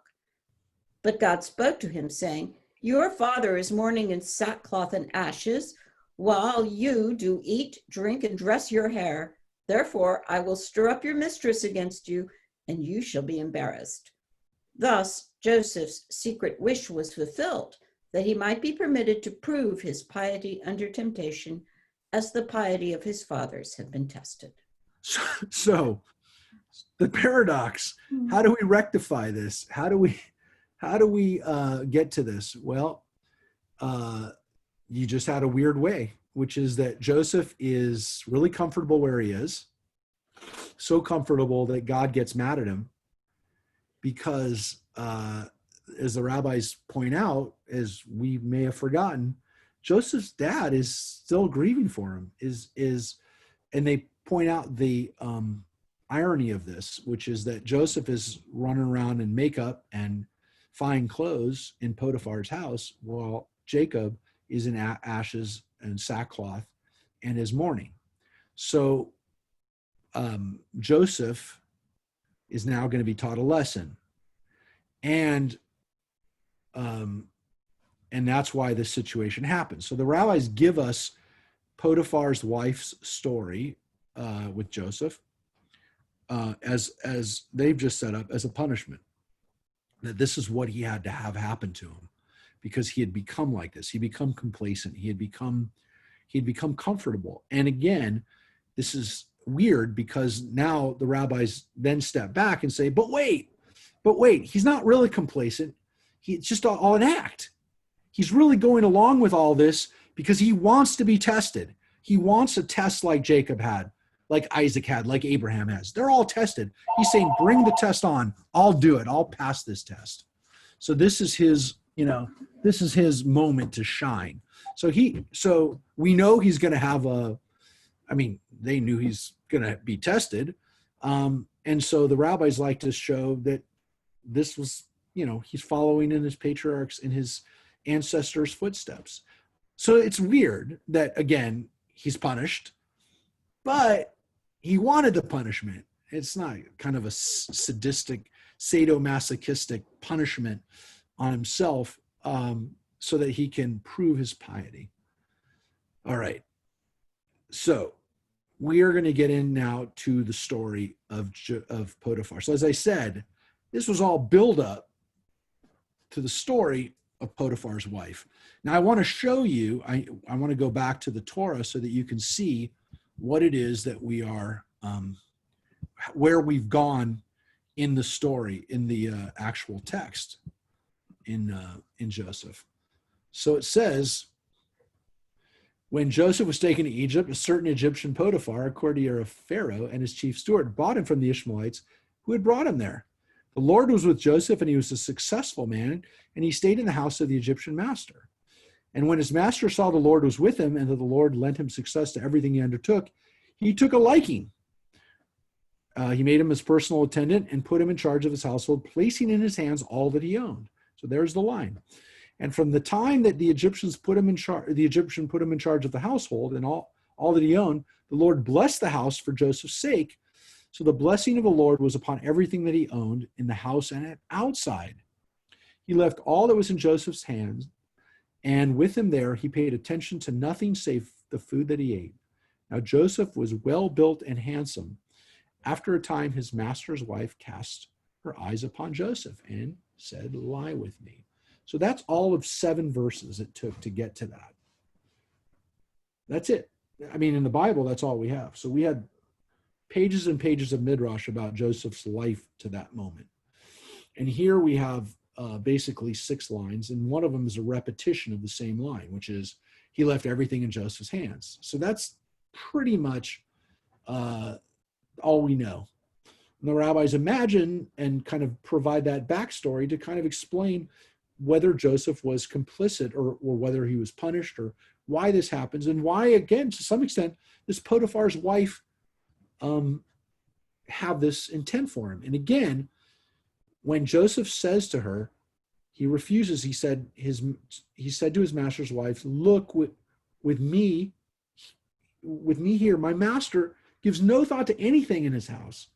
All that he owns, he has placed in my hands. He wields no more authority in this house than I," which is, by the way, a fairly arrogant thing to say. Mm-hmm. "And he has withheld nothing from me except you, his wife. How then could I do this most wicked thing and sin before God?" So he doesn't just say, "I will be hurting him," but it's a sin. And as much as she coaxed Joseph day after day, he did not yield to her request to lie beside her, to be with her. One such day, he came into the house to do his work, none of the household being there inside. She caught hold of him by his garment and said, "Lie with me."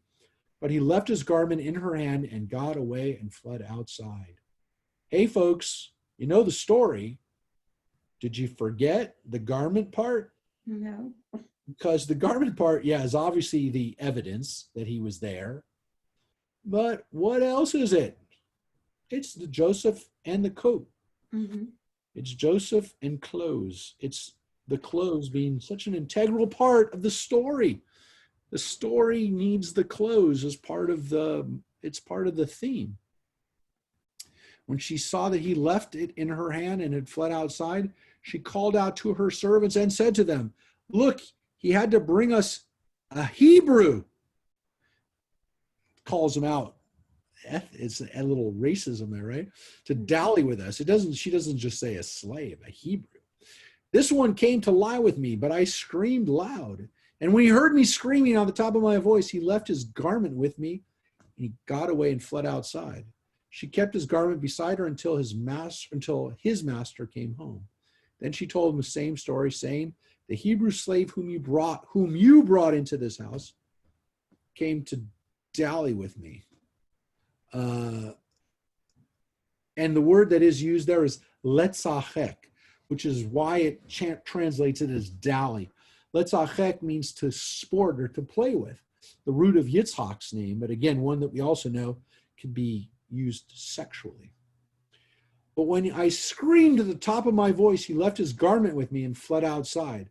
When his master heard the story that his wife had told him, namely, 'Thus and so your slave did to me,' he was furious. So Joseph's master had him put in prison, where the king's prisoners were confined. But even while he was there in prison, the Lord was with Joseph." So we're going to get into what happens in prison next. But that's the end of Joseph and Potiphar's house.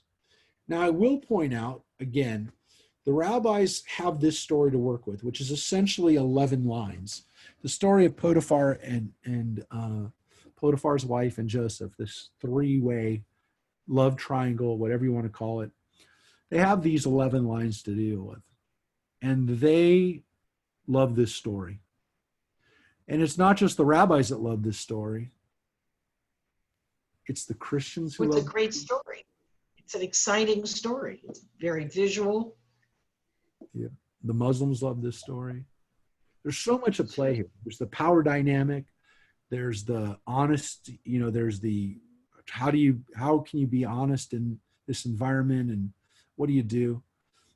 There are a lot of questions here. And again, the rabbis pick up on the questions, and the Torah might have left it somewhat ambiguous. But there are some really interesting things here. Like, what is Potiphar going to do? Because Potiphar now either has to call his wife a liar or his favorite slave, and he's not just a slave, he's the head of his household. He has to call him a liar. So what does he do? He's in a no-win situation here. And this is the problem that he's in. He's in a little bit of a dilemma. It's a story that, again, a lot of us know, a lot of us have read it. Some of us have not read it in the Midrash, but this is a story that has captivated people from around the world. And I just will show you a couple of those. Here's a Christian version of this art piece, a Spanish artist showing Joseph running away from Potiphar's wife, who, again, we don't have a name for in the Bible, but we do in the Midrash, and we do have it in the Quran. Because here's a picture. Here's a picture of Islamic art showing, I'm trying to make this a little bit larger, this picture. Here's Joseph in Islamic art running away from Potiphar's wife. You can see that's from under Persian influence, but you see even Asian motif and theme in that. People love this story. It is a story that we're just going to scratch the beginning of it today. I hope you can join us next week when we get into the full part of it. I'm hesitant to even start it today because we're only going to be able to read the very beginning of the Midrash on it, but we got to read a little bit. We'll read a little bit of this. So this is, the title of it is Joseph and Zuleika. As I mentioned, it is not, her name is not given in the Bible. The Midrash tries to find, a name for her that will kind of make her story, because they have a lot of it, make it, they can't just keep calling her Potiphar's wife. So, this is part of, kind of the, part of, it's not the only, Zuleika is not the only name given to her in the Midrash, or in the, in other legends as well. But it's an Arabic name, a Persian name. It's, probably in Arabic means something like bright and fair. It's still a very common name in Islam, for Muslims, and not just for Arabs, but for people who follow Islam, because her story is so well known in Muslim tradition. And let's take a look. Joseph and Zuleika. Throw the stick up in the air, it will always return to its original place. Like Rachel, his mother, Joseph was of ravishing beauty, and the wife of his master was filled with invincible passion for him. Her feeling was heightened by the astrologic forecast that she was destined to have descendants through Joseph. This was true, but not in the sense in which she understood the prophecy. Joseph married her daughter Osenat later on, and she bore him children, thus fulfilling what had been read in the stars. Okay, so let's explain that. I think maybe some of you got that, but let me just make it real clear. This Midrash, this version of the Midrash, well, first of all, let's talk about one thing. One of the reasons why Joseph is so beautiful is because he looks like his mom. That's weird, it's not weird, but it is the rabbis trying to explain why is he so physically attractive? Well, because Rachel was so physically attractive, and he looked like his mom. So that's one kind of piece that the Midrash points out. But here's another weird one, which is that they, to some extent, give Potiphar's wife an out, which is that, yes, she was attracted to him, but she also had inside information. She had an astrological forecast that told her that she was going to have children with Joseph. The problem was, it wasn't her. It was her daughter, Osnat. Now, according to this version, that's why Potiphar and Potipharah are the same person, because Potipharah, we read, is Osnat's dad, which would make Potipharah's wife Osnat's mom, which means, oh yeah, she will have kids with Joseph, just not the way you thought, not the way she thought, through her daughter. Okay, that's creepy, but it's also somewhat explains why she felt justified in wanting to have kids with him, because she just was reading the stars, and the stars told her that. So that kind of gives her a little bit of an out, or gives us a little bit of an excuse for why she did what she did. She felt to some extent fulfilling prophecy. That's a weird, but I guess, makes sense for people who believed in the power of astrology, that there were signs. So what does she do? In the beginning, she did not confess her love to Joseph. She tried first to seduce him by artifice. On the pretext of visiting him, she would go to him at night, and as she had no sons, she would pretend a desire to adopt him.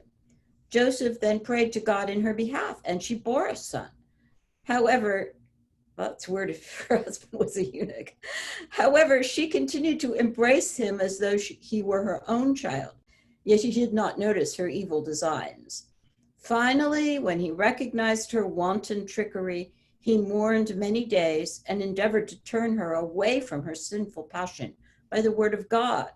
She, on her side, often threatened him with death and surrendered him to castigations in order to make him amenable to her will.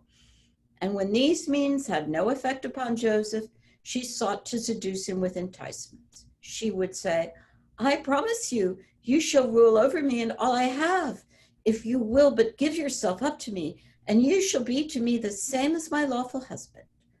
But Joseph was mindful of the words of his fathers, and he went into his chamber and fasted and prayed to God that he would deliver him from the toils of the Egyptian woman. So here we have We have a virgin birth, apparently. well, you are yeah, you're catching on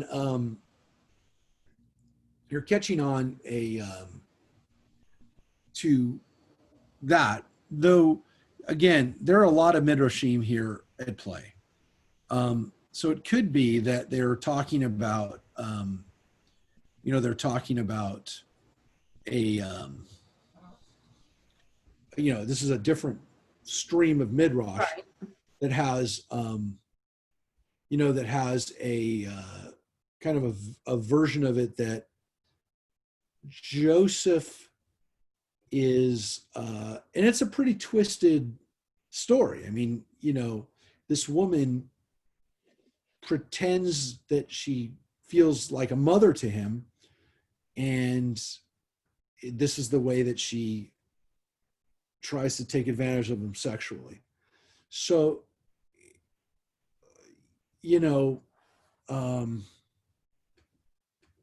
it's probably something that people had talked about, it's probably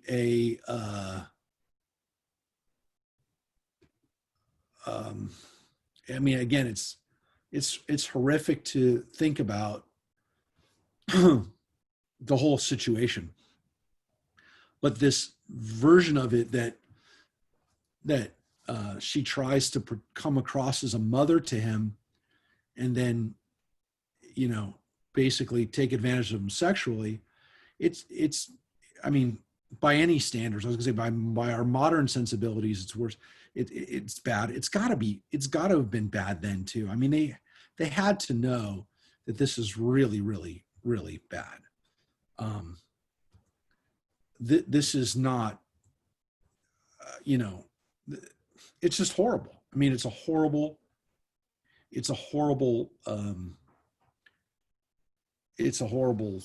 explanation for the different ways that she tried to get him. And what does he do? He spurns her, and he fasts and he prays. So we're going to read a little bit more. In spite of the mortifications he practiced, and though he gave the poor and the sick the food apportioned to him, his master thought he lived a luxurious life. For those that fast for the glory of God are made beautiful of countenance. By the way, that's not like a one-off kind of thing. That when we read about, you know, Daniel not eating, and when we read about people who are fasting for religious reasons, this idea that they take on a glow, a shine, is something that, you know, it could lead to not healthy practices. And again, you know, fasting occasionally for religious reasons, I mean, it's something we still do.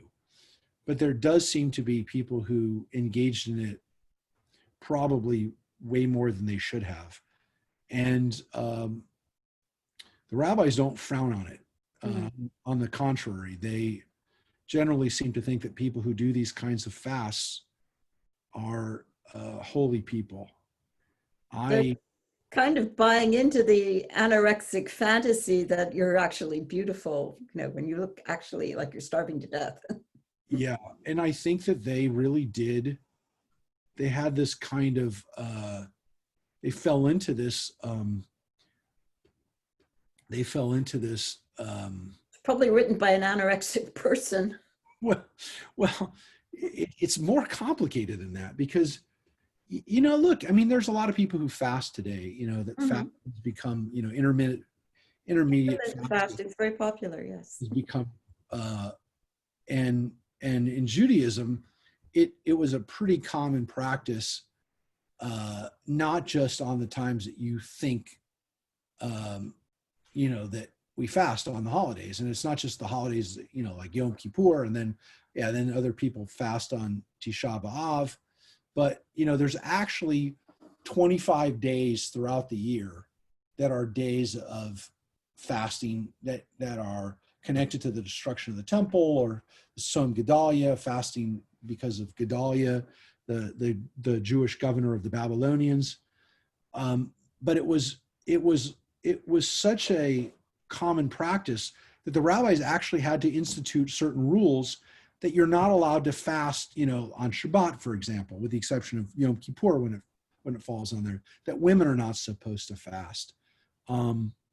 That if you're doing things like you're a rabbi or cantor and you're leading services, that you're not supposed to fast, because, you know, it can mess with your mind. But fasting within Jewish tradition was like really, really, you know, up through the Middle Ages, and even in some of the in some of the Kabbalistic circles was done regularly. And so Joseph becomes kind of like a a precursor to those people that are fasting for holiness. Look, there's fasts obviously in other traditions. I mean, Ramadan just finished a month ago. You know, that's a pretty serious fast where you can't eat during the day.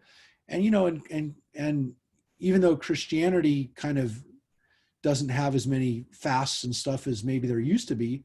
There were a lot of fasts on the Christian calendar that some people did and some people didn't do, but that there were fast days that people would kind of take on for piety. So Joseph does it as a way of kind of protecting himself, and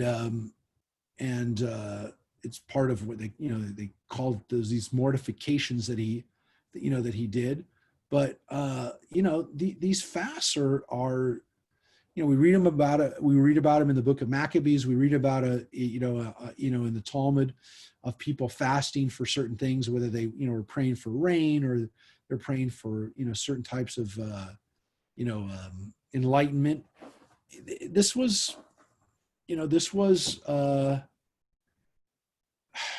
there were people, there were Jewish groups that would fast during sometimes 3 days a week,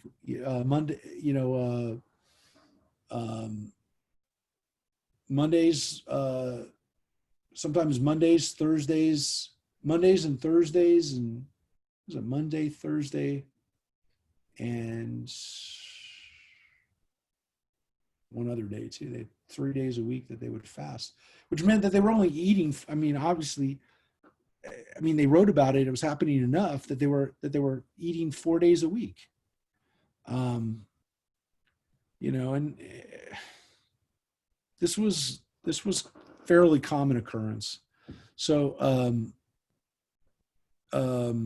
let's read one more. We're going to leave off here. This is a good place to break before we get into Joseph's relationship with Zuleika, which continues on. Look at how long this goes on for. This goes on for 3 more pages. So this is 4 pages. Sorry, 4 pages. So this is a huge part of the Midrash. As I said, it's a huge part of the Quran, and it is a it's something that we kind of, we don't talk about the stories much maybe today in modern Jewish tradition, but there are elements of it I think that are really apropos to the time which we live in today. There are oftentimes situations of sexual harassment that they wind up becoming so important that they change the course of history. And in this case, this is part of Joseph's story, which is our story, and it's part of history. All of this happens and is accounted for in the Torah because we know that this is part of the story of how Joseph lived the life that he did, that led him to the place that he could end up becoming the person who saves his family and makes the story of how we wind up in Egypt possible. All of this is kind of gets back to this issue of the ups and downs, the roller coaster of Joseph's life, and by extension, the roller coaster of the Hebrews and later on the Jews, but how these weird stories wind up having a huge effect. if you talk about, how these stories have sometimes played out in the back of history, needless to say, Reverend Lynn is Reverend Lynn because, king, there was a king who needed to keep getting married and changed the course of British history. It changed the course of world history, changed the course of American history. One can make the argument America never would have been discovered if it hadn't been for Henry VIII and creating a new church and a rivalry between Spain and England. It's hard to imagine what would have happened to America if Henry VIII hadn't had these desires for other women and for having kids with other women that changed the course of history. Started giving money to the Pope to give to his enemies. Well, yeah. These stories play out on a global stage, and sometimes we remember their names and sometimes we don't. I think though they just did a musical about Henry VIII, didn't they? What do they call it? It's a new musical. It's going to make us think about this amazing. Making- What is it called? It's called The Six or something, or somebody help me out here. Oh, yes. The new King Henry Yeah.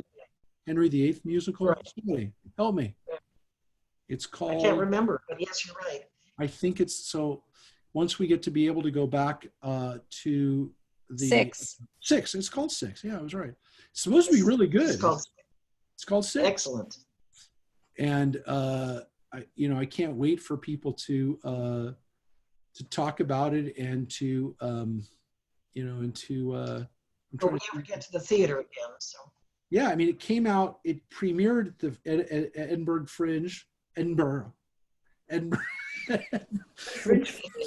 was at the Edinburgh Fringe, and you gotta love the fact that the British, only the British could get away with. If we did it, people would say we're being disrespectful. But this is going to be. Let's see. It was on the West End last year. It just opened last year, and it's taking its North American tour. Blah blah blah. Yeah, it should be out now. So, has anybody seen it? Well, it's out now. Yeah, I know, but it was August 4th. It premiered in Chicago. Has anybody seen it? No, I haven't. I don't think it was. It hasn't been out long enough for anybody, I think, to see it. But it's gotten really good reviews, and but it's. I think also it won the Olivier Award for. Oh no, it got nominated last year for the best musical, the Olivier Award. But I will tell you that it'll hopefully make these issues come forward again. And look, and people have the other Berlin Girl that came out a few years ago. But these stories help us see and frame our own issues in them, and that's what the Midrash does too. It allows us to kind of frame these biblical narratives in ways that help us make sense of our world. And needless to say, this is not going away anytime soon. And it reminds us that, again, don't think that this happens, with men being the victims. And it also reminds us that these stories are often more complicated than they appear, and that there's more at play here. Again, this whole narrative that Potiphar is a eunuch to begin with, not in the Torah. The rabbis give it to us and then kind of help us see Zuleika, Potiphar's wife, in a somewhat different light. And again, not an easy story. 11 verses in the Torah, and which is not, which is more than sometimes when we have 2 or 3 lines. But it's a lot more in the Midrash. So we'll.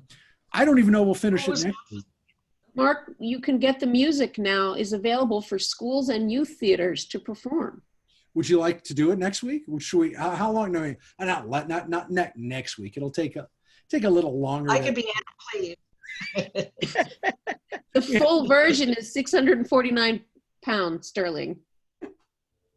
Wow, they're pretty That's a lot of money. And then there's the junior version, which I'm guessing everybody keeps their clothes on, 399 pounds.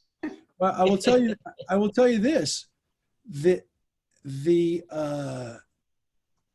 Catherine seems to be a pretty meaty role too. That seems to be a good one. If you want to get, if you want to be Catherine, that seems to be she's so faithful. Yeah, but that seems to be the good one here. I'm just wondering Yeah, here. she is. Some of the music, you can see the trailer and recordings on YouTube of some of the songs. It appears that it's only the women that are in the cast is just the 6 women. Just women. Yeah. There are 10 roles. It's not a lot, but according to this, the 6 principal roles they're all the women. I don't see any guys. Very popular. They'll be very popular with high school drama clubs when we have those again. Right. Only women, right. I think you're right. But it says divorced beheaded live in concert. So we'll have to somehow get a damn. I don't think they're going to do a musical version of this because, you know, a lot of people have seen, a lot of We people. can't go to England to see it because they won't let us in. So Right. A lot Can you of blame them? a lot of people, you know, obviously got to see the Disney Plus version of Hamilton. Got to see that this weekend. I don't think anybody's going to do this until more people get. They're not going to put it up on TV until more people get a chance to see it. But yeah, that Hamilton is so good. I mean, I know we already talked about it. Saw it before it got popular. We saw it in New York before it got popular with the original cast. That's my little brag.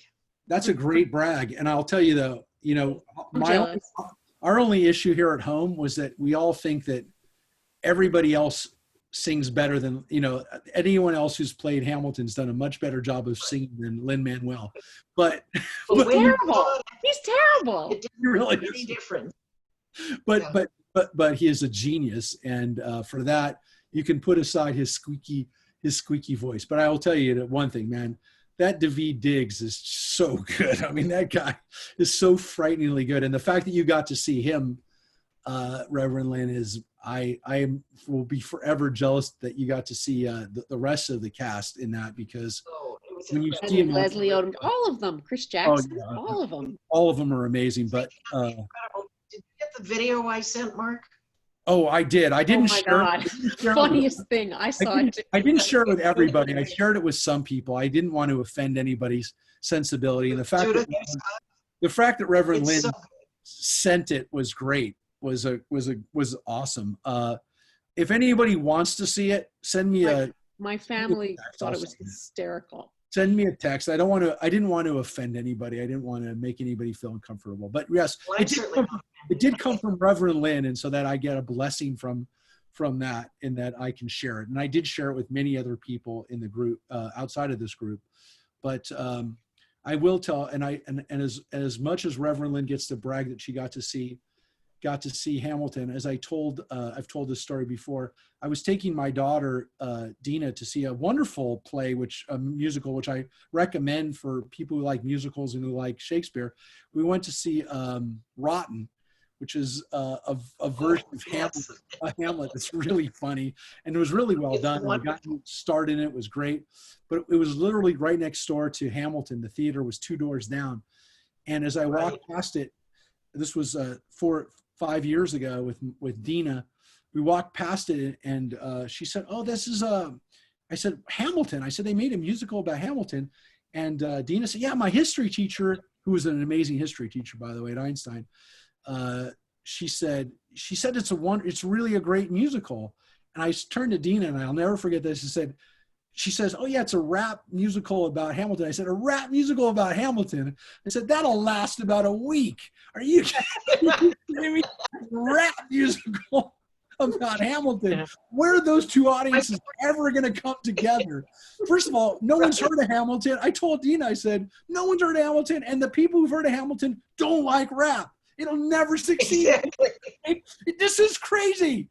So I turned out to be very, very wrong about it. Because it's all gangster. It's great. I know, but the idea that somebody would take, I love it.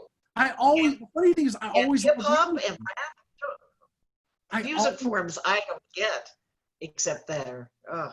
It's amazing. And I always loved Hamilton. And I was almost a little bit upset and offended by the fact that I'm like, oh, great. Now no one's going to talk about Hamilton for another 30 years because somebody made a crazy rap musical about him. They'll never make a good movie. They'll never do a movie about him now because you've ruined it for him. So I always loved Hamilton. And then I thought that and it's not like I don't like hip hop or it's a form that I can enjoy. I have in my last 40 years, I've enjoyed rap music, but I thought the mixture of the two, it's like pizza and ice cream. They're good, but not good together.